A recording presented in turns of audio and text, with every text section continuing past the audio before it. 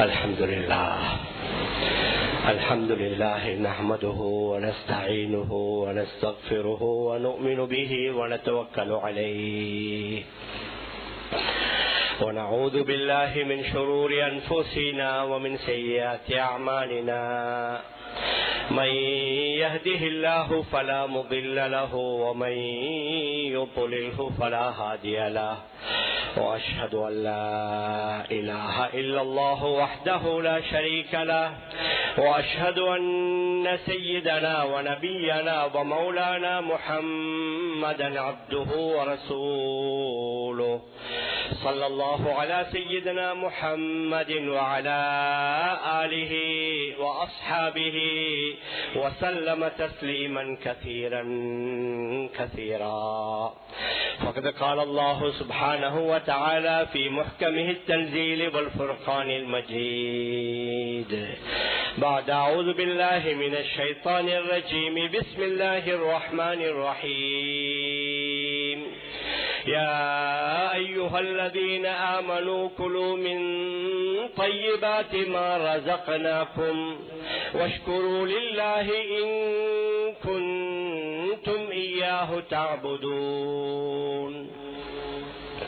وقال النبي عليه الصلاة والسلام ما نحل والد ولده أفضل من أدب حسن صدق رسول الله صلى الله عليه وسلم. அளவற்ற அருளாளனும் நிகரற்ற அன்புடையவனுமாகிய எல்லாம் வல்ல அல்லாஹு சுப்ஹானஹு வ தஆலா அவனுக்கு அனைத்து புகழும் உரித்தாகுக.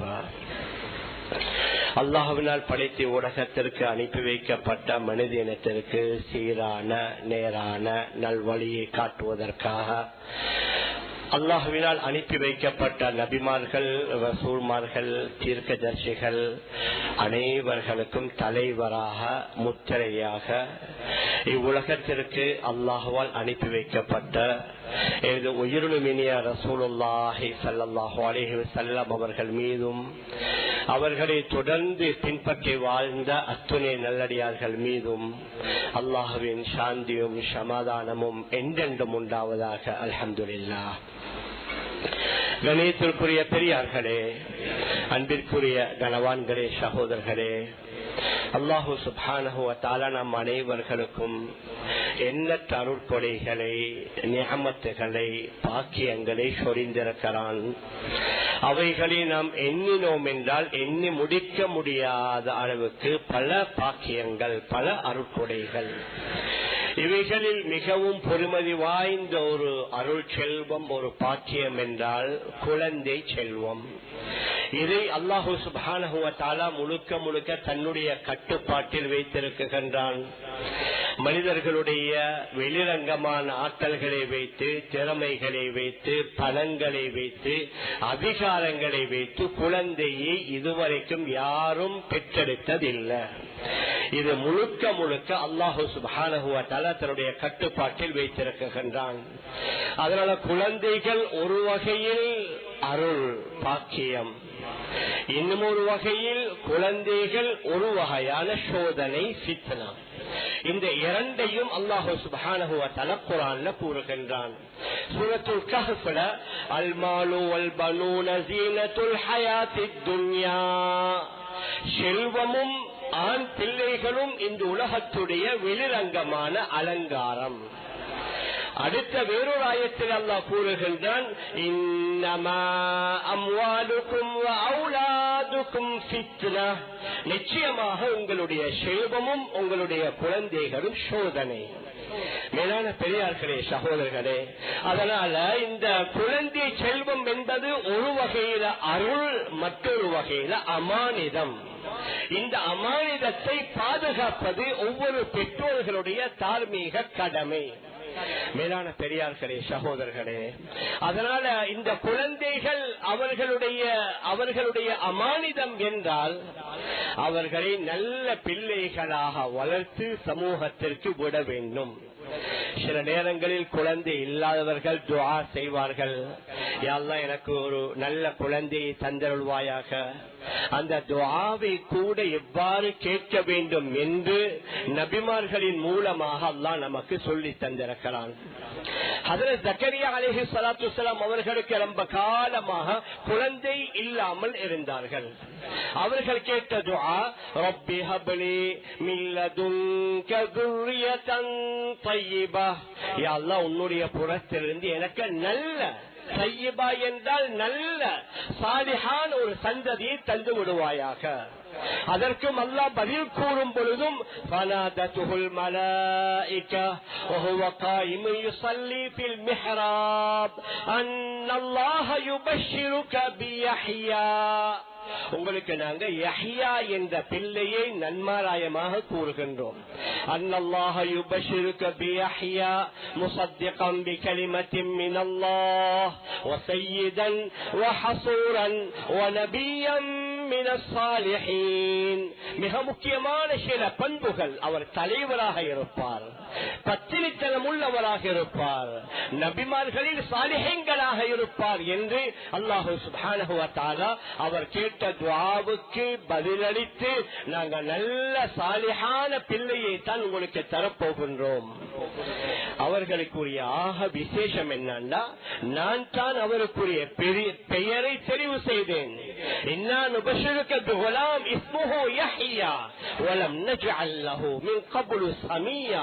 நாங்க அவருக்கு யஹ்யா என்ற பெயரை தெரிவு செய்தோம். இதற்கு முன்னால வேறு யாருக்கும் இந்த பெயரை நாம் வைத்ததே இல்லை என்று அல்லாஹ் கூறுகின்றான். அதற்கு முன்னால ஹஜ்ரத் இப்ராஹிம் அலைஹிஸ்ஸலாத்து வஸ்ஸலாம் அவர்களுக்கும் பல வருடமாக பிள்ளை இல்லாமல் இருந்தார்கள். அவர்கள் கேட்ட துஆ என்ன? ரப்பி ஹப்லி மினஸ் ஸாலிஹீன், யா அல்லாஹ் எனக்கும் நல்ல சாலிஹானவர்களில் ஒருவரை தந்து விடுவாயாக. அவர்களுக்கும் அல்லாஹ் சுப்ஹானஹு வ தஆலா சாலிஹான 2 பிள்ளைகளை கொடுத்ததாக குர்ஆன்ல மிக தெளிவாக கூறுகின்றான். ஒன்று ஹஜ்ரத் இஸ்மாயில் அலைஹிஸ்ஸலாத்து வஸ்ஸலாம், அடுத்தது வபஷரனாஹு பிஇஸ்ஹாக நபிய்யன் மினஸ் ஸாலிஹீன், நாங்க இஸ்ஹாக் என்ற ஒரு பிள்ளையை நன்மாராயமாக சொன்னோம். இஸ்ஹாக் என்ற பிள்ளையை அவருக்கு நாங்க நன்மாராயமாக சொன்னோம், அவரையும் நாம் சாலிஹீன்களில் நின்றும் ஆக்கிவிட்டோம் என்று அல்லாஹ் சுப்ஹானஹு வ தஆலா கூறுகின்றான். இடையில ஒரு விடயம், யாருக்காவது பிள்ளை கிடைத்தால் அவருக்கு வாழ்த்து சொல்லலாம். எங்கட சமூகத்துல சில வாழ்த்துகள் இருக்குது, அது மார்க்கத்தில் இல்லாத வாழ்த்து. திருமணம் முடித்தால் கட்டாயம் பாரக்கல்லாஹு லக பாரக்கல்லாஹு லக வ பாரக அலைக வ ஜமா பைனகுமா ஃபி கைர், இது நபி அவர்கள் ஹதீஸில் சொல்லி இருக்கிறார்கள்.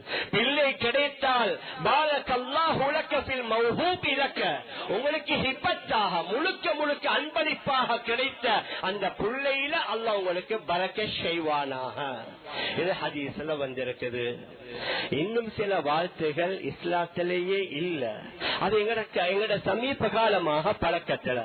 உதாரணமா வெள்ளிக்கிழமை வந்தா ஜும்மா முபாரக் எல்லாரும் அனுப்புறாங்க. என்ன மொபைல் போன்கள்ல ஜும்மா முபாரக் ஜும்மா முபாரக், இதுக்கு எங்கேயுமே ஆதாரம் இருப்பதாக தெரியவில்லை.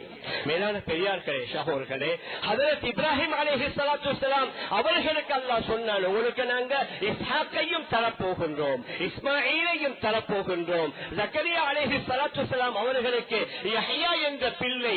இந்த 3 பேர்களுடைய விடயத்திலேயும் அல்லாஹ் சாலிஹ் நல்ல பிள்ளை என்பதை பாவித்திருக்கின்றான். அதனால நாங்க துஆ செய்யற நேரத்திலேயும் திருமணம் முடிக்கிறவர்களும் அழகான இந்த கலருள்ள இந்த படித்த இந்த குடும்பத்துல இந்த வசதியான என்பதை விட ஆக முக்கியம் எனக்கு சாலிஹான பெண்ணை தந்தருள்வாயாக, என்னுடைய கண் குளிர்ச்சியாக மனைவியை தந்தருள்வாயாக. குர்ஆன் இவைகள் அனைத்திற்கும் வழிகாட்டுதல். ரப்பனா ஹப்லனா மின் அஸ்வாஜினா வ ذُرِّيَّاتِنَا قُرَّةَ أَعْيُنٍ, யா அல்லாஹ் எங்களுக்கு எங்களுடைய மனைவிமார்களின் மூலமாக எங்களுடைய பிள்ளைகளின் மூலமாக கண் குளிர்ச்சியை தருவாயாக என்று குர்ஆனிலேயே துஆ எங்களுக்கு சொல்லி தரப்பட்டிருக்கின்றது. மேலான பெரியார்களே சகோதரர்களே, அதனால எங்களுடைய எங்களுடைய மனைவிமார்களின் மூலமாக எங்களுடைய பிள்ளைகளின் மூலமாக கண் குளிர்ச்சி ஏற்படணும் என்றால் அவர்கள் நல்லவர்களாக வளர்க்கப்பட்டிருக்கணும். மனைவியாக வருபவள் நல்லவர்களாக வளர்க்கப்பட்டிருக்கணும். பிள்ளைகளாக வரக்கூடியவர்கள் நல்லவர்களாக வளர்க்கப்பட்டால் தான் உலகத்திலேயும் இன்ஷா அல்லாஹ் கண் குளிர்ச்சி. மறுமையில நாங்க மரணித்ததற்கு பின்னாலும் அவர்கள் தான் நமக்கு துஆவும் செய்வார்கள். இதையும் நபி அவர்கள் ஹதீஸ்ல சொன்னார்கள், இதா மாத இப்னு ஆதம் இன்கதஅ அமலுஹு, ஒரு ஆதமுடைய மகனோ மகளோ மரணித்து விட்டால் அவர் செய்த எல்லா அமல்களும் அவரை விட்டும் துண்டிக்கப்பட்டு விடும். மூன்று விடயங்களை தவிர, இல்லாமின் சலாஸ் சதக்கத்தின் ஜாரியா, அவர் செய்த வளமையாக நன்மை போய் சேருவதற்குரிய அந்த தான தர்மம், இல்லாமின் சதக்கத்தின் ஜாரியா. இரண்டாவது, அங்கேயும் அவ்வளதின் சாலிஹின் யதுஉ லஹு, சாலிஹான நல்ல துஆ செய்யற பிள்ளை, அல்லது பிரயோசனமான அறிவு ஞானம், அவர் கற்ற பெரியோரு அறிவு ஞானியாக இருந்தார். அதனால் அவருடன் அவருடைய கல்விக்கு முற்றுப்புள்ளி வைக்கவில்லை. அவர் மரணித்ததற்கு பின்னாலும் அவருடைய பேச்சால, அவருடைய எழுத்தால அவர் எத்தனை ஆயிரம் மாணவர்களை உலமாக்களை தயாரித்தார்களோ, அதன் மூலம் யார் யார் பிரயோசனம் அடைவார்களோ அவர்களின் மூலமாகவும் இவர்களுக்கு நன்மைகள் வந்து கொண்டே இருக்கும் என்றார்கள் ஹதரத் ரசூலுல்லாஹி ஸல்லல்லாஹு அலைஹி வஸல்லம். மேலான பெரியார்களே, சகோதரர்களே, அதனால உலகத்திலேயும் நல்ல பிள்ளைகளின் மூலமாக கண் குளிர்ச்சி, மறுமையில நாம் மரணித்ததற்கு பின்னாலும் அவர்களின் மூலமாக துஆ, இதைவிட ஒருபடி மேல் ஏறி நபி அவர்களுடைய இன்னும் ஒரு ஹதீஸ் ஒன்று இருக்குது. ஒருவர் தண்ணீரில் மூழ்கி கொண்டிருக்கிறார், ஏதோ ஆற்றிலேயோ அல்லது கடலிலேயோ தண்ணீரில் மூழ்கி கொண்டிருக்கிறார். மூழ்கிறவர் சத்தம் போட்டார், யாராவது வாங்க, உதவி செய்யுங்க, என்னை காப்பாற்றுங்க என்று சத்தம் போட்டுக் கொண்டிருக்கிறார். அவர் யாராவது வரமாட்டார்களா என்று எதிர்பார்த்துக் கொண்டிருக்கிறார். அதே மாதிரி தன் கபரிலே உள்ள பெற்றோர்கள், தாயும் தந்தையும் தன்னுடைய பிள்ளை தனக்கு துஆ செய்ய மாட்டார்களா, தன்னுடைய பாவங்களுக்கு மன்னிப்பு தேட மாட்டார்களா என்று அந்த பெற்றோர்கள் எதிர்பார்த்துக் கொண்டிருப்பார்கள் என்றார்கள் ஹதரத் ரசூலுல்லாஹி ஸல்லல்லாஹு அலைஹி வஸல்லம். மேலான பெரியார்களே, சகோதரர்களே, நாம் எதை சொல்ல வருகிறோம் என்றால், நாம் நமக்கு கிடைத்திருக்கிற இந்த பிள்ளைகள் ஆண் பிள்ளைகளாக இருக்கலாம், பெண் பிள்ளைகளாக இருக்கலாம், அவர்களில் இந்த வகையான நல்ல குணங்களை, நல்ல பண்புகளை நாம் அவர்களுக்கு கொடுத்து அவர்களை உருவாக்கி விட்டோமா என்று நாங்கள் பார்க்கணும். வெறுமனே படிக்க வைப்பது மாத்திரம், அவர்களுக்கு தேவையான பேங்க்ல பெரிய ஒரு தொகையை பணத்தை போட்டு வைப்பது, நாங்க மரணிப்பதற்கு முன்னாலே அவங்களுக்கு தேவையான வீடுகளை வாங்கி வைப்பது, வெளியில் அவர்களுக்கு காணி பூமிகளை வாங்கி வைப்பது, அவர்களுக்கு தேவையான சொத்து செல்வங்கள் தாராளம் செய்யலாம். மேலான பெரியார்களே, சகோதரர்களே, ஆனால் நம்முடைய மரணத்திற்கு பின்னால இவர்களின் மூலமாக நமக்கு வந்து சேருகின்ற நல்ல அமல்கள், நல்ல சவாபுகள், நல்ல துஆக்கள், நல்ல இஸ்திக்பாருக்கு தயாரானவர்களாக அவர்களை நாம் ஆக்கிவிட்டோமா என்று பார்ப்பது மிக முக்கியமான ஒன்று. அதற்காக வேண்டி இந்த பிள்ளைகளை நாம் எந்த முறையில் நல்லவர்களாக மாற்றலாம். மேலான பெரியார்களே, சகோதரர்களே, சில விடயங்களை மட்டும் இன்றைய தினத்தில் நாம் பார்க்கலாம். முதலாவது, நல்ல பிள்ளையை உருவாக்குவது நம்முடைய வீட்டில் வைத்தே தவிர நாம் அனுப்புற மதரசாவிலோ பாடசாலையிலேயோ அல்ல. ஒரு பிள்ளைக்குரிய ஆக பெரிய மதரசா அவர் வளர்ற அந்த வீடு தான், அவருடைய வீட்டுடைய என்வாயன்மெண்ட், அவருடைய வீட்டுடைய சூழல். அந்த சூழல்ல தான் பிள்ளைக்கு நல்ல சூழல் கிடைக்கும். தாயும் தந்தையும் எந்த அளவுக்கு நல்லவர்களாக இருப்பார்களோ அந்த அளவுக்கு அந்த பிள்ளைக்கு நல்ல அழகான சூழல் கிடைக்கும். சிலர் சொல்லுவாங்க, என்ன செஞ்சாலும் எந்த மகன் சரிவாரா இல்ல, எந்த மகள் சரிவாரா இல்ல. நான் எத்தனையோ இடங்களுக்கு அனுப்பி பார்த்தேன், பலர்கள்ட்ட கிளாஸுக்கு அனுப்பினேன், ஆனா மாறுறாங்க இல்ல. அவர்களை முதலாவது நாம் நம்முடைய வீட்டில் வைத்து மாற்றணும். அவர்களுடைய 4வது 5வது வயதிலிருந்து சுமார் 10-12 வயது வரைக்கும் மாஷா அல்லாஹ் எதை சொன்னாலும் கேட்பார்கள். நாங்க இந்த பேச்ச பேசினாலும் எதிர்த்து பேச மாட்டாங்க. அந்த வயசு அந்த வயசில் அவர்களுக்கு கொடுக்க வேண்டியவைகளை நாங்கள் கொடுத்தோம் என்றால் இன்ஷா அல்லாஹ் அவர்கள் நல்லவர்களாக வளருவாங்க. அதற்குரிய முதலாவது என்ன? அவர்களுக்கு அல்லாஹ்வை விளங்க வைக்கணும். அவர்களுக்கு முதலாவது எங்களை படைத்து பரிபாலிக்கக்கூடிய ரப்புல் ஆலமீனாகி அல்லாஹ்வை விளங்க வைக்கணும். இந்த அல்லாஹ் எப்படிப்பட்டவன், அவனுடைய குதிரத் என்ன, அவனுடைய சக்தி என்ன, அவனுடைய வல்லமை என்ன, உலகத்தில் உள்ள அனைத்தும் அவனுக்கு கீழாத்தான் இருக்குது. அவன் நாட்டது மட்டும் தான் நடக்கும். உலகத்தில் வேற யாரும் எதையும் எதை நாடினாலும் அது நடக்காது. அந்த துரீத் வாலா உரீத் வலா யகூனு இல்லா மா உரீத். நீயும் நாடுகின்றாய், நானும் நாடுகின்றேன். நான் எது நாடுகின்றேனோ அது தான் நடக்கும். நீ நாட்டது நடக்காது. யஃபாலு மா யஷா. அவன் எதை நாடுவானோ அதை செய்வான். வயஹ்குமு மா யுரீத். அவன் எதை நாடுவானோ அதை தீர்ப்பளிப்பான். லா யுஸ்அலு அம்மா யஃஅல். அவன் செய்யக்கூடிய வேலைகளை பற்றி அவனிடத்தில் எதிர்கேள்வி யாரும் கேட்க முடியாது. அவன் நம்முடைய எஜமான், நாம் எல்லோரும் அவனுடைய அடிமைகள். மேலான பெரியார்களே, சகோதரர்களே, ஹதரத் ரசூலுல்லாஹி ஸல்லல்லாஹு அலைஹி வஸல்லம் தன்னுடைய மகள்மார்களுக்கு மட்டுமல்ல, தன்னுடைய சகவாசத்திலே வாழ்ந்த ஹதரத் அப்துல்லாஹ் இப்னு அப்பாஸ் ரலியல்லாஹு அன்ஹு ஒரு சின்ன பிள்ளை நபியுடைய வாகனத்திற்கு பின்னால் அமர்ந்து கொண்டிருக்கிறார். நபி அவர்கள் வஃபாத்தாகும் பொழுது அவர்களுடைய வயது ஒரு 10 அல்லது 11 தான் இருக்கும்.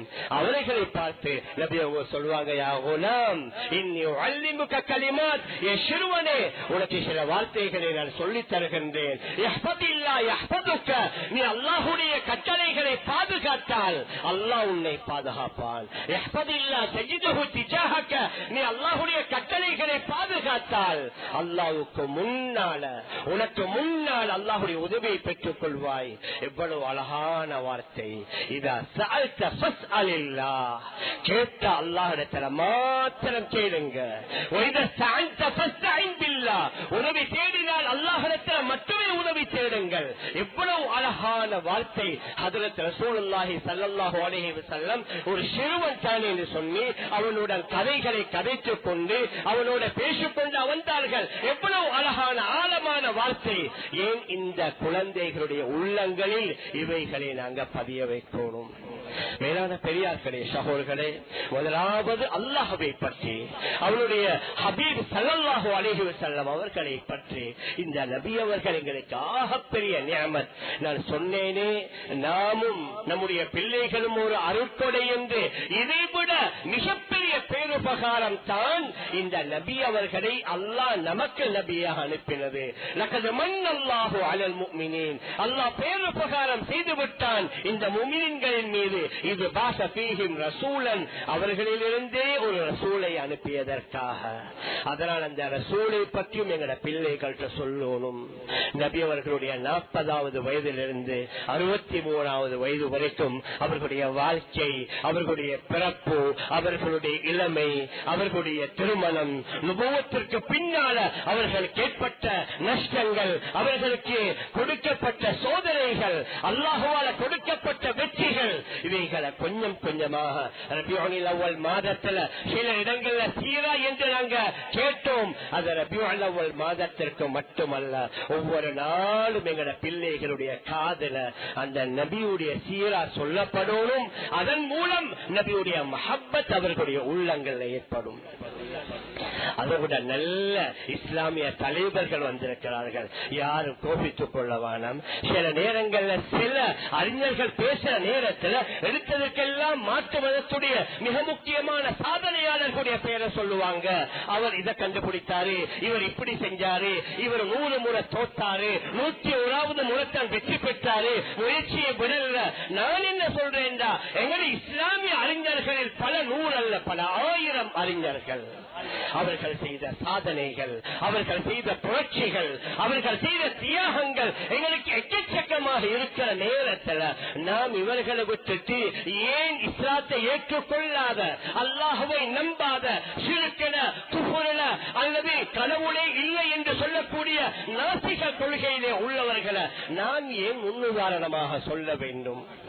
மேலான பெரியார்களே, சகோதரர்களே, அதனால் நல்ல அறிஞர்கள், நல்ல இமாம்கள், இமாம் கஸ்தாலி ரஹிமஹுல்லா, இமாம் புகாரி ரஹிமஹுல்லா, 4 மதுஹபுகளை தோற்றுவித்த இமாம்கள், அவர்களுக்கு முன்னால வந்த நபிமார்களுடைய வரலாறுகளை எங்களோட பிள்ளைகளுக்கு அடிக்கடி கொஞ்சம் கொஞ்சமாக நாங்க சொல்லுவோம். அடுத்த விடயம், அவர்களுடைய வயது வரும் பொழுது அவர்களுக்கு தொழுகையை ஏவது மட்டுமல்ல, ஒரு நாளைக்கு வேணுமென்ற 10 தடவை சொன்னாலும் பரவாயில்ல. மகன் தொழுதீங்களா, மகள் தொழுதீங்களா, டைமுக்கு தொழுதீங்களா, என்ன அந்த தொழுகையை சடங்கு மாதிரி இல்ல, நேரம் எடுத்து ஆறுதலாக அமைதியாக தொழுகிறார்களா என்று பார்ப்பதும் நம் ஒவ்வொருவருடைய கடமை. எங்கட ஹதீஸ்ல வந்திருக்குது, அடிப்பதற்கு 2-3 கட்டம். மனைவி கணவனுடைய பேச்ச கேட்காத நேரத்துல அதற்கு கண்டிஷனும் இருக்குது. சின்ன குச்சியால முட்டுக்காலுக்கு கீழால அடிப்பதற்கு, அதனால தாறுமாறாண்டு கையில கிடைத்த பொருட்களால கன்னத்தில் எல்லாம் அடிப்பதற்கு அனுமதி இல்ல. இந்த நேரத்திற்கு தொழாவிட்டால், கணவனிடம் கேட்காமல் வெளியில போனால், இது போன்ற காரணங்களுக்காக மனைவியை அடிக்கலாம். அதே மாதிரி பிள்ளைகளை அடிப்பதற்கு ஒரே ஒன்று தான் நம்முடைய பார்வையில வந்திருக்குது. 7 வயசுல தொலை சொல்லி ஏவுங்க, 10 வயசாகியும் தொழாவிட்டால் அடியுங்க. ஏன் என்றால் அவ்வளவு முக்கியமான ஒன்று. நாங்க பாடசாலை போனீங்களா, கிளாஸ் போனீங்களா, மதரசா போனீங்களா, உங்களோட பிரத்யேக வகுப்புகளை போனீங்களா, நான் சொன்ன வேலைகளை செய்தீர்களா என்பதற்காக நாங்க கண்டிக்கிறோம். ஆனால் நேரத்திற்கு தொழாவிட்டால் அடித்து தொழவைங்கள் என்று ஹதீஸ்ல வந்திருக்கிறது. சில நேரம் அது நம்முடைய பார்வையில சிந்தனையில படுவதில்லை. அவர்களை மஸ்ஜிதுக்கு அழைத்து கொண்டு வரணும். மஸ்ஜிதில் உள்ள என்று அதற்கு நிறைய சிறப்புகள், அது தனியான ஒரு சப்ஜெக்ட் உண்டு. சிலர் நினைக்கிறாங்க ஆங்காங்கே நேரம் கிடைத்தா தொழுவிட்டா போதும். சில இமாம்கள் ஜமாத்தோட தொழுவதை ஃபர்து ஐன் என்று கூறுகிறார்கள். இன்னும் சில இமாம்கள் ஃபர்து கிஃபாயா என்று கூறுகிறார்கள். சுன்னத்து முஅக்கதா, வலியுறுத்தப்பட்ட சுன்னா என்று இன்னும் பலர் கூறுகிறார்கள். மேலான பெரியார்களே, சகோதரர்களே, அதனால் எங்களோட பிள்ளைகளை நாங்க மஸ்ஜிதுக்கு எங்களுடன் அழைத்து கொண்டு வரணும். மஸ்ஜிதுக்குள்ள வருவதற்கு முன்னால மஸ்ஜிதுடைய ஒழுக்கங்களை சொல்லிக் கொடுக்கணும். ஒரு முக்கியமான பிரைஸ் கிவிங்க்கு போறீங்க, உதாரணமா நாட்டுடைய அதிபரோ தலைவரோ ஜனாதிபதியோ பிரதமரோ அங்க பிரைஸ் கொடுக்கலாண்டா, அவங்களை எப்படி உடுப்பாட்டி அமைதியா ஈட்டணும், சத்தம் போட்டுறல்ல, ஓட்டுறல்ல, விளையாட்டுறல்ல என்று நாங்க சொல்லிக்கொண்டு போற நாங்க எங்க பிள்ளைகளுக்கு சொல்றோம் இல்லையா, இது அல்லாஹ்வுடைய வீடு. ஜனாதிபதி மாளிகையோ பிரதமர் மாளிகையோ நத்திங். ரப்புல் ஆலமீன் அல்லாஹ்வுடைய வீடு. இதற்கும் சில ஒழுக்கங்கள், இதற்கும் சில மரியாதைகள் எங்களை பிள்ளைகளை கூட்டிக் கொண்டு வரும்பொழுது நாங்கள் சொல்லணும். மஸ்ஜித் அமைதியாக இருக்கணும், சத்தம் போட்டு பேசுறதில்ல, வீணான கதைகளை கதைக்கிறல்ல. இந்த நேரத்தில் சில வேளை நீங்க மேல போயிட்டு பார்த்தா சில பிள்ளைகள் மொபைல் போன கிண்டி கொண்டு இருப்பாங்க. சில பிள்ளைகள் உங்களோட பிள்ளைகளே தான், உங்களோட எல்லாரும் அல்ல, ஒரு சிலருடைய பிள்ளைகள் மொபைல் போன கிண்டி கொண்டு இருப்பாங்க. கேட்ட எனக்கு விளங்குது இல்ல தமிழ், சிலர்கள் இருக்கலாம், நான் இல்லை என்று சொல்லல. அவங்க போற எல்லா இடத்திலையும் அவங்களோட பாஷையில நடக்கும். அந்த நேரத்தில் அவங்க போன கிண்டி கொண்டு அழிக்கிறாங்க. ஏன் அங்க யாரு லட்சம் பண்றார்களோ அவர்களுக்கு ஒரு மரியாதை. இது அல்லாஹ்வுடைய மாளிகை, அல்லாஹ்வுடைய வீடு. இங்க வந்து கீழே உட்காரணும். ஒரு 50% விளங்கும். நான் நினைக்கிறேன் எங்களோட ஸ்ரீலங்கால அதாவது 100% அறவே தமிழ் தெரியாதவங்க ஒரு 5% இருப்பாங்களோ தெரியல. ஆனா சில வேளை சுத்த தமிழ் கொஞ்சம் விளங்குறது கஷ்டமா இருக்கும். வீட்டுல வந்து பாப்பா சொல்லி கொடுக்கணும். மகன் ஹஜரத் இந்த விஷயங்களை சொன்னாரு, அவர் கேட்கணும். இது சொன்னார் எனக்கு கொஞ்சம் கிளியர் இல்ல, அவர் கேட்கணும், நாங்க சொல்லி கொடுக்கணும். மேலான பெரியார்களே, சகோதரர்களே, அதனால் மஸ்ஜிதுடைய ஒழுக்கங்களை சொல்லிக் கொடுக்கணும். மஸ்ஜிதுக்கு அவர்களை அழைத்து கொண்டு வந்து நம்முடன் அமர வைத்து எப்படி அமைதியாக தொழணும், எப்படி மஸ்ஜிதிலே நடந்து கொள்ளணும். விசேஷமாக காலையில ஃபஜ்ர் தொழுகைக்கு அவர்கள் அழைத்து கொண்டு வரும். ஹதீஸ் ஷரீஃப்ல வந்திருக்குது, மன் ஸல்ல சுப்ஹ ஃபீ ஜமாஅத்தின் ஃபஹுவ ஃபீ திம்மத்தில்லாஹ். யார் ஃபஜ்ருடைய தொழுகையை ஜமாஅத்தோடு தொழுகிறாரோ அவர் அல்லாஹ்வுடைய பாதுகாப்பில் இருக்கிறார். வந்து ஜமாஅத்தோடு தொழுதுட்டு அவர் அனுப்புங்க பாடசாலைக்கு, அவர் அனுப்புங்க காலேஜுக்கு, அவர் அனுப்புங்க கிளாஸுக்கு, அவர் அனுப்புங்க ஜொப்புக்கு, இன்ஷா அல்லாஹ் அவருடைய தொழுகை அவரை பாதுகாக்கும். நாங்க வெளிநாடுகள்ல பல இடங்கள்ல, விசேஷமாக எங்கட லண்டன்ல ஹெரோ மஸ்ஜிதுக்கு முன்னாலே தான் அங்க பாடசாலை, அரசாங்க பாடசாலை இருக்குது. அங்க கண்கூடாக கண்டிருக்கிறோம். சில அதாவது ஸ்டூடெண்ட்ஸ் அவங்க ஸ்கூல் யூனிஃபார்மோட வருவாங்க, வந்து ஃபஜ்ர் தொழுவாங்க, குர்ஆன் ஓதுவாங்க.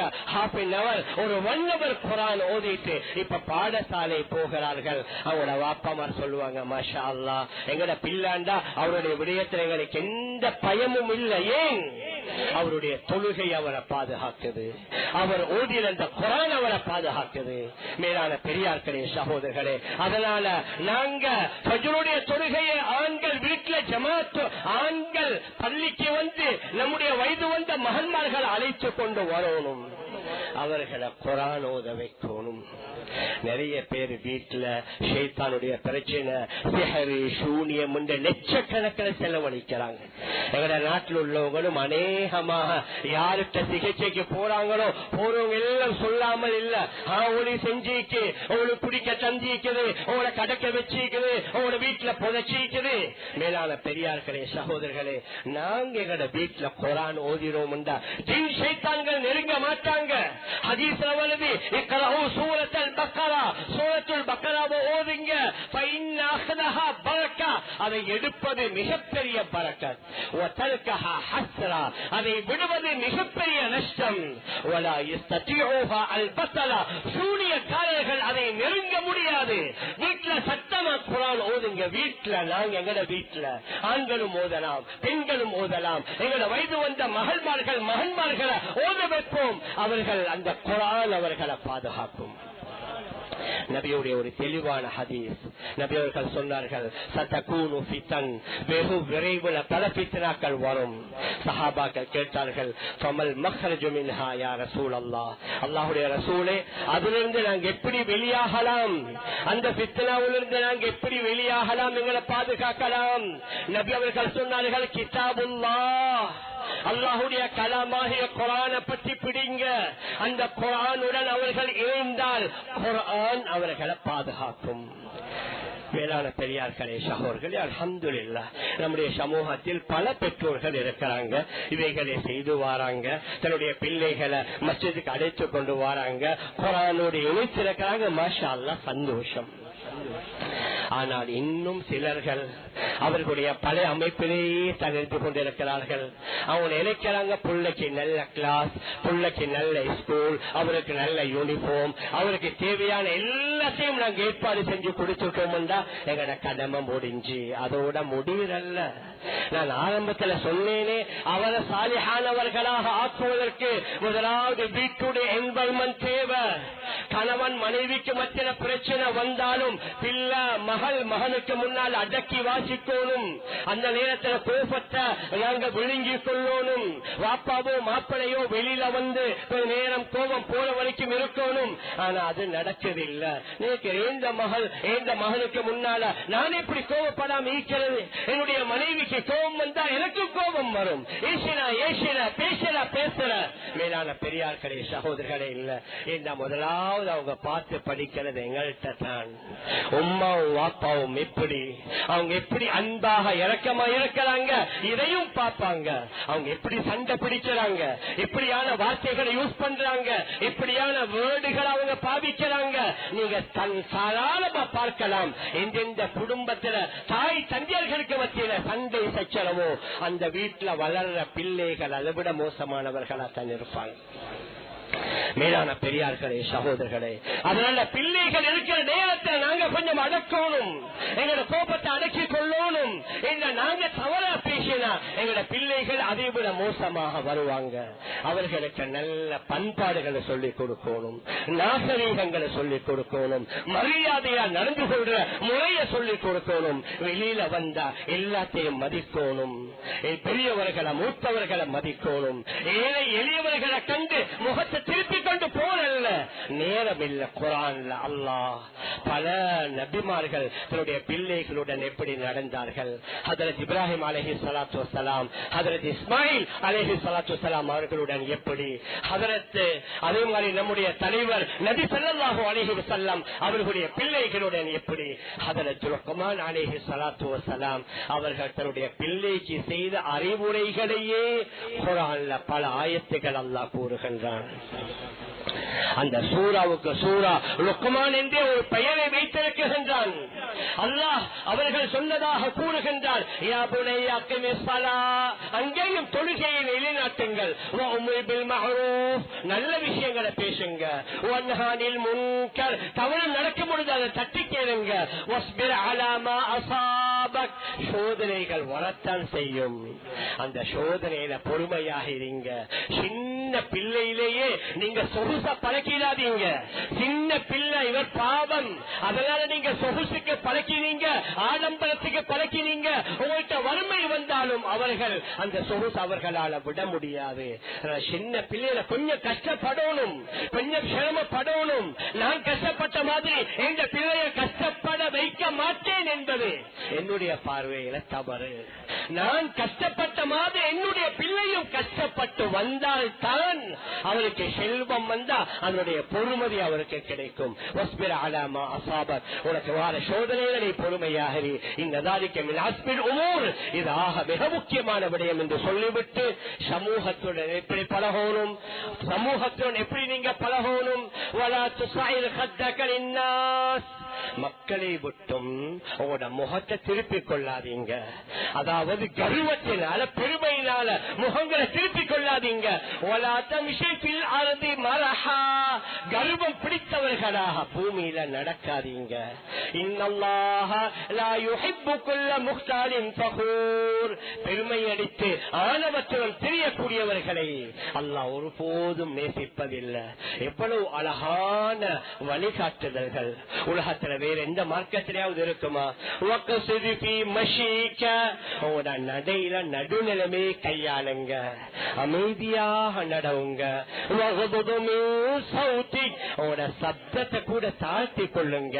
நீங்க சப்தத்தை உயர்த்தி நீங்க கத்த வேணாம். குர்ஆன்ல இன்ன அன்கலல் அஸ்வாத்தி லஸௌத்துல் ஹமீர், அல்லாஹ்வுக்கு விருப்பம் இல்லாத மோசமான சத்தம் கழுதையுடைய சத்தம்.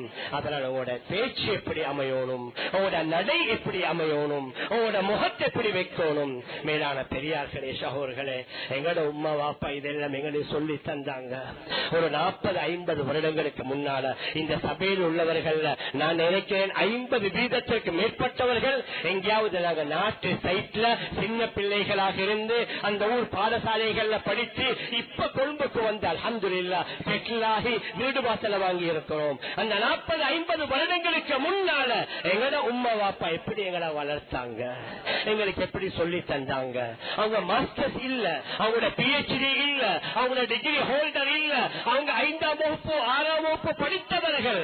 ஆனா குணங்களை சொல்லி தந்தாங்க, பண்பாடுகளை சொல்லி தந்தாங்க. ஒரு பெண் குமராக ஆனா திருமணம் முடிக்கிற வரைக்கும் அந்த குமர பாக்கேலா வீட்டுக்குள்ள மரியாதைய கண்ணியமா வைப்பாங்க. திருமணத்துடைய நிலத்தெடுக்க சொல்லுவாங்க, பாருங்க குமருக்கு முன்னால கண்ட புள்ள இப்ப எவ்வளவு பசந்தாயிக்குது. ஒரு பெண் பெரியவளாக ஆனா உண்மை சொல்லுவாங்க, மகள் இப்ப உங்களோட உடுப்பு எப்படி இருக்கணும், உங்களோட நெஞ்ச மூடணும், உங்களோட தலைய மூடணும், காலுக்கு மேல கால் போட்டு ஈக்கிறல்ல, யாரும் வந்தா உள்ளுக்கு போகணும். இப்படி எல்லாம் அல்லவா எங்கட தாய்மார்கள் எங்கட சந்தைமார்கள் சொல்லி எங்களை வளர்த்தாங்க. இன்றைக்கு நாங்க நினைக்கிறோம் அவங்களுக்கு தேவையான எல்லாத்தையும் செஞ்சு கொடுத்து நல்ல படிச்ச மாப்பிள்ள, நல்ல சம்பாதிக்கிற மாப்பிள்ள, வீடு வாசல் உள்ள மாப்பிளை தேடி கொடுத்தா போதும் உண்டு. அதையும் செய்யுங்க. ஆனா தீன்தாரியத்தான மாப்பிள்ள, தீன் உள்ள பிள்ளைகளை, மேலான பெரியார்களே சகோதரர்களே, எங்கள ஆண் பெண் பிள்ளைகளை வளர்ப்பதற்கு அதாவது உகந்த சூழலாக நாம் நம்முடைய வீட்டுடைய சூழலை உருவாக்கணும். குர்ஆனோடு அவர்களை இணைக்கணும். எங்களோட நாட்டில் அல்ஹம்துலில்லாஹ் அல்லாஹ்வுடைய அருளால எந்த சிக்கலும் இப்ப இல்ல. இஸ்லாமிய சூழல்ல அழகான சூழல்ல வளர்க்கலாம். நாங்க எல்லாரும் நிறைய விஷயங்களை பயான்கள் மூலமாக கேட்டுக்கொண்டிருக்கிறோம். நிறைய திருத்தங்களும் மாற்றங்களும் வந்திருக்குது, நான் இல்லை என்று சொல்லல. ஆனால் இன்னும் மாற்றங்களை கொண்டு வரணும். இந்த ஒவ்வொரு விளையாட்டு போட்டிகள்ல, ஒவ்வொரு கலை நிகழ்ச்சிகள்ல, சில திருமணங்கள்ல பார்க்கிற நேரத்தில் இது இலங்கையிலையா அல்லது வேற ஏதாவது ஐரோப்பா கண்டத்தில் உள்ள நாடுகள்லையாண்டு யோசிக்கக்கூடிய நிலைமையில சிலர்கள் இன்னும் நடந்து கொண்டு தான் இருக்குது. ஆனால் எங்களை இலங்கையுடைய சில மக்கள் சென்ற 2 மாசத்துக்கு முன்னால நாங்க யூஎஸ் சென்றிருந்தோம். அங்க டெக்சாஸ்ல டெலஸ் என்ற ஒரு இடத்துல எங்களுடைய ஒரு இலங்கை சகோதரர் அவருடைய வாப்பாவை சந்திச்சோம். அவர் சொன்னார், அல்ஹம்துலில்லாஹ் ஹஸரத், எனக்கு 3 பேர பிள்ளைகள். என்னுடைய மகன் ஒரு டாக்டர், அவர் புளோரிடால ஓலாந்தோல ஹாஸ்பிட்டல ஒர்க் பண்றாரு. அவர் திருமணம் முடிக்க முன்னால சொன்னாரு, வாப்பா எனக்கு ஒரு நல்ல டீச்சரா பார்த்து முடிச்சுட்டாங்க. அவர் டாக்டர், எனக்கு டாக்டர் வேணும்னு சொல்லல, ஒரு நல்ல டீச்சரை பார்த்து திருமணம் முடிச்சுட்டாங்க. அதே மாதிரி நான் அவருக்கு ஒரு டீச்சரை திருமணம் முடித்து கொடுத்தேன். அவர்கள் திருமணத்துக்கு பின்னால அவருக்கு முதலாவதும் ஆம்பளை புள்ள, 2வது ஆம்பளை புள்ள, 3வது ஆம்பளை புள்ள. இப்ப அவர் சொன்னாரு, சென்ற 2 மாசத்துக்கு முன்னால எங்களோட மூத்த பேரனுக்கு 12 வயசு, 2வது பேரனுக்கு 9 வயசு, 3வது பேரனுக்கு 6 வயசு.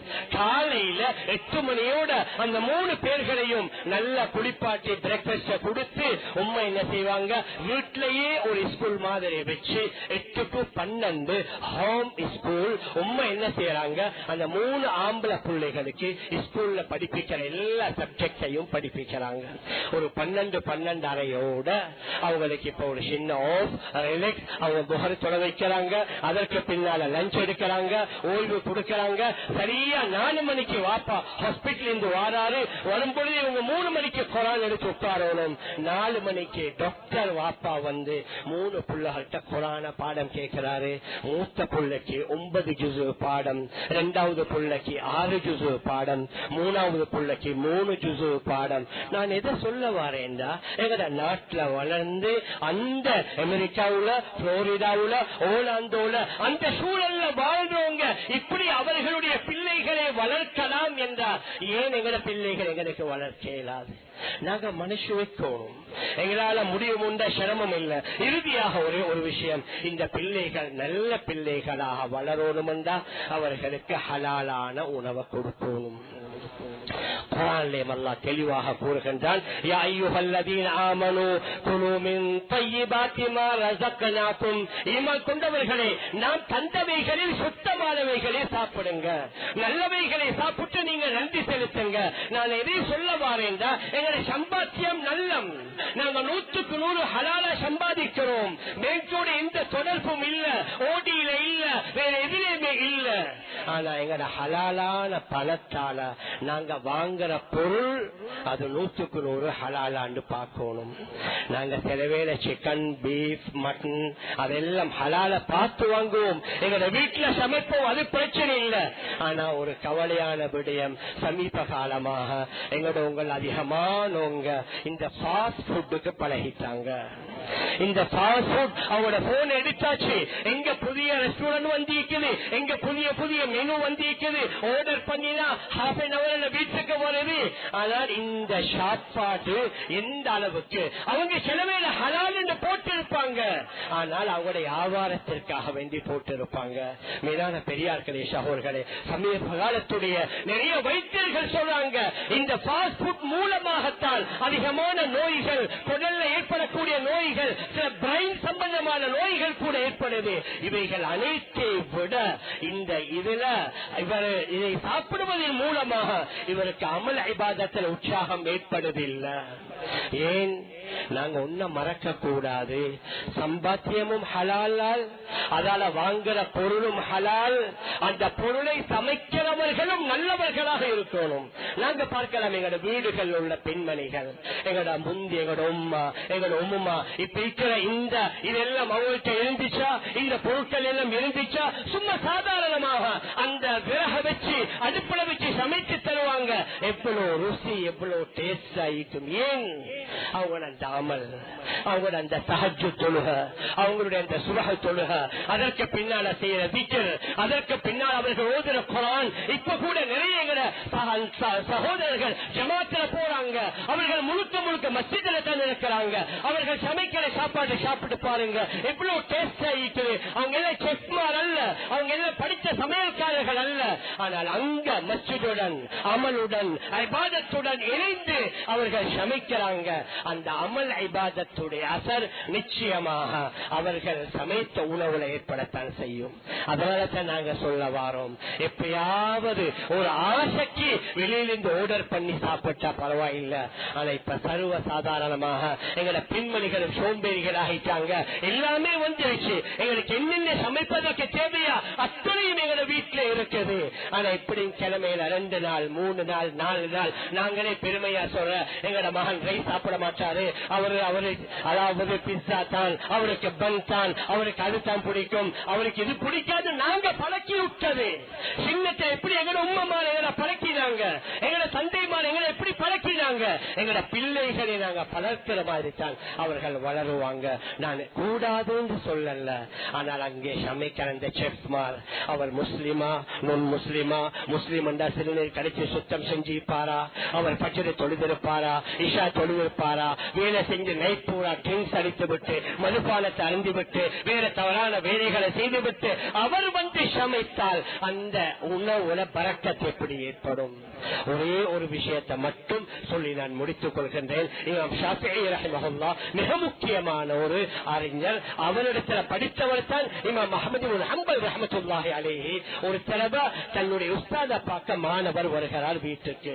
இமாம் ஷாஃபிஈ ரஹிமஹுல்லாஹ் மாணவராக இருந்தாலும் பெரிய இமாம் அவர்களை பற்றி அடிக்கடி தன்னுடைய பிள்ளைகள்கிட்ட சொல்லுவாங்க, இமாம் அஹ்மது இப்படிப்பட்டவர் என்று. அவர் வாரத சந்தோஷமா பிள்ளைகள் எதிர்பார்த்தாங்க. வீட்டுக்கு வந்தவுடன் தனியான ஒரு அறை, அந்த அறைக்குள்ள இரவு சாப்பாடு, அவர் தஹஜ்ஜுத் எழும்பினா தொழுவதற்குரிய முசல்லா, உது செய்வதற்குரிய கேத்தல்ல தண்ணி எல்லாத்தையும் வச்சுட்டு அவர் உமுலுக்கு போனாரு. இவர்கள் எல்லாம் வந்துட்டாங்க. இப்ப காலையில இமாம் அவர்கள் எழும்பி ஃபஜ்ருக்கு மஸ்ஜிது போனாங்க. அந்த வீட்டுக்குள்ள இமாம் ஷாஃபிஈ ரஹிமஹுல்லாஹ்வுடைய பிள்ளைகள் உள்ள போய் பார்த்தா சாப்பாடு எல்லாம் ஃபுல்லா வலிச்சு சாப்பிட்டு இருந்தாரு. முசல்லாவை யூஸ் பண்ணி இல்ல, அங்க வைத்த கேத்தல் உள்ள தண்ணி அது எடுத்ததே இல்ல, பாவிச்சே இல்ல. இப்ப வாப்பாட்ட வந்து பிள்ளைகள் சொன்னாங்க, வாப்பா உங்களோட மாணவர் உங்களோட இந்த இமாம பத்தி நீங்க இவ்வளவு பேசினீங்களே, நாங்க வச்ச சாப்பாடு கூடுதலா வச்சோம், எல்லாத்தையும் அவர் சாப்பிட்டு இருக்கிறாரு. ஆனா முசல்லாவை விரிச்சியும் இல்ல, அந்த கேத்தல் இருந்த தண்ணிய பாவிச்சும் இல்லையே என்று சொன்ன நேரத்துல இமாம் அவர்களே சொன்னாங்க, சரி இந்த மாணவர் தானே கேட்டு பார்ப்போம் உண்டு. அஹ்மத் கேட்டாங்க, அஹ்மத் எங்களோட பிள்ளைகளுக்கு இப்படி ஒரு சந்தேகம். சொன்னாங்க, இமாம் அவர்களே அந்த சந்தேகம் வரத்தான் செய்யும். நான் நேற்றிரவு உங்களோட வீட்டுக்கு வந்து உங்களோட வீட்டுல வைத்திருந்த அந்த உணவை உட்கொள்ள ஆரம்பித்த உடனேயே என்னமோ ஒரு வகையான ஒரு ஒளி, ஒரு வகையான ஒரு பிரகாசம் மாதிரி நான் ஃபீல் பண்ண ஆரம்பித்தேன். இது ஹலாலான ஒரு சுத்தமான உணவு. அது அவ்வளவு எனக்கு அதனால ஒரு வகையான ஃபீலிங், ஒரு உணர்வு ஏற்பட்டுச்சு. இதுக்கு பின்னால் இந்த மாதிரியான உணவு எப்ப கிடைக்குமோ தெரியாது என்று நான் முழுசா சாப்பிட்டேன். அந்த உணவு உண்டதற்கு பின்னால நூற்றுக்கணக்கான குர்ஆனுடைய ஆயத்துகளுக்கு எனக்கு விளக்கம் வர ஆரம்பிச்சிச்சு. நபியுடைய நூற்றுக்கணக்கான ஹதீஸ்கள்ல சந்தேகமானது எனக்கு தெளிவாக ஆரம்பிச்சிச்சு. அதனால முழு இரவும் நான் தூங்கல. அதனால எனக்கு கேத்தல்ல வைத்த தண்ணி எனக்கு தேவைப்படல. தஹஜ்ஜுத்ல யோசிச்சேன், ஆனா நான் யோசிச்சேன் 2 ரக்காத் தொழுவதை விட ஒரு பாடத்தை படிப்பது இன்னும் சிறந்தது. அதனால சுபஹ் வரைக்கும் நான் விழித்திருந்தேன். எனக்கு தூக்கம் போகல, உது முறியல்ல. அதோட போய் நான் மஸ்ஜிதுல தொழுதேன். இது இமாம்களுடைய படிப்பினைக்குரிய வரலாறுகள். நல்லவ உணவை உண்டா நல்ல அமல்கள் செய்ய ஆசை வரும், ஆர்வம் வரும். அதனால நான் எதை சொல்ல வாரேன் என்று சொன்னா, கஷ்டப்பட்டு சம்பாதிக்கிறோம். எங்களோட பிள்ளைகள், ஆண் பெண் பிள்ளைகள், எங்களோட மனைவிமார்களுக்கு நாங்க வாங்கி கொடுக்கிற உணவும் அது 100க்கு 100. அந்த ரெஸ்டாரண்ட்காரர் அவரும் தொழுறாரு, வேலை செய்யறவங்களும் தொழுறாங்க, ஹலால் ஹலால் ஹராம்ல பேணுதலாக இருக்கிறாங்க. நல்லவர்களாக இருக்கிறாங்க, தாராளம். நான் எதை சொல்ல வாரேன்டா, பிள்ளைகள் நல்லவர்களாக வளரணும் என்றால் இது போன்ற வேலைகளை செய்தோம் என்றால் இன்ஷா அல்லாஹ் நல்லவர்களாக வருவாங்க. அந்த அடிப்படையில நாங்க வாழ்வதற்கு எல்லாம் வல்ல அல்லாஹ் நம் அனைவர்களுக்கும் தௌஃபீக் செய்வானாக. ஆகவே யா அல்லாஹ் நம் எல்லோருடைய பாவங்களை மன்னிப்பாயாக, நம்முடைய பெற்றோருடைய பாவங்களை மன்னிப்பாயாக, உற்றார் உறவினர்கள் முழு உலகத்தில் வாழக்கூடிய அனைத்து இஸ்லாமிய ஆண்கள் பெண்களுடைய பாவங்களை மன்னிப்பாயாக. விசேஷமாக பிலஸ்தீனத்தில் வாழக்கூடிய அந்த நம்முடைய உறவுகளை நீ பாதுகாப்பாயாக. சீக்கிரமாக அங்கே போர் நிறுத்தம் ஏற்படணும் யா அல்லாஹ், அங்கே அமைதியான சூழல் ஏற்படணும் யா அல்லாஹ். அதே மாதிரி வளர்ற எங்கட மனைவி எங்கட பிள்ளைகளின் மூலமாக தன் குளிர்ச்சியை தருவாயாக, அவர்களை நல்லவர்களாக சாலிஹீன்களாக ஆக்கி வைப்பாயாக. நம் எல்லோருடைய முடிவை நல்ல முடிவாக ஆக்கி வைப்பாயாக. ஆமீன் ஆமீன் யா ரப்பல் ஆலமீன். برحمتك يا ارحم الراحمين والحمد لله رب العالمين.